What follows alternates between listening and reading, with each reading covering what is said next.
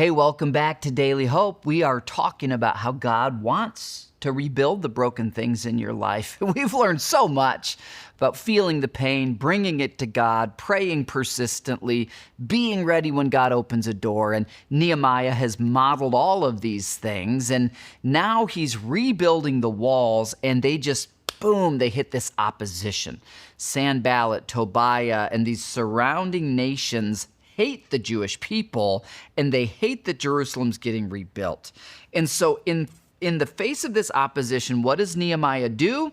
Classic Nehemiah. He prays to the God of heaven, and then he sets up armed guards. He asks God to do what only God can do, and he determines to do what he can do. And that's exactly our pattern. Well, now on top of opposition from without, Nehemiah is going to face division from within.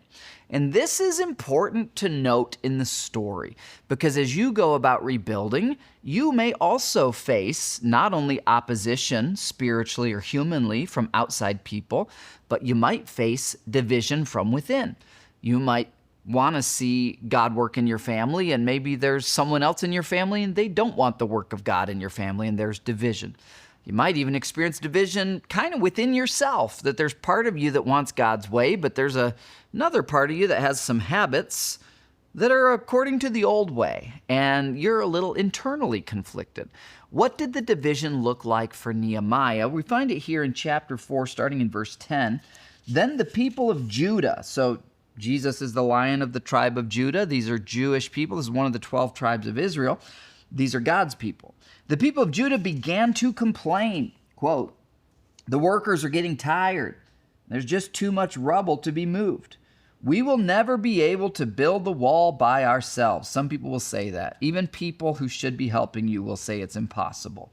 Meanwhile, our enemies were saying, verse 11, quote, "Before they know what's happening, we will swoop down on them, kill them, and end their work." They meant this literally.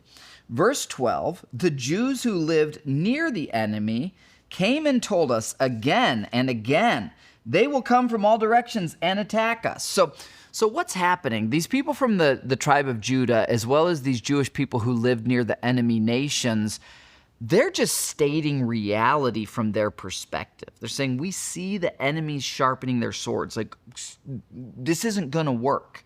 What does Nehemiah do? What do you think he's going to do? Verse 13.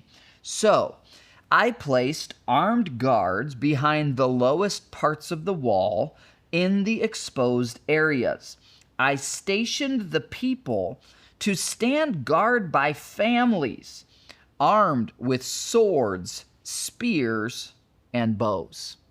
Can I just encourage you to armor up spiritually?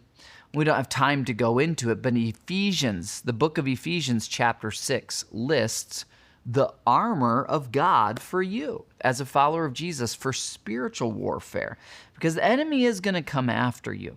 And if internal division happens, keep your eyes on the God of heaven. Keep doing the work. Make sure you're spiritually armored up according to Ephesians chapter 6. And you can trust God to do the rest. In fact, we're going to learn about that tomorrow. I'll see you then.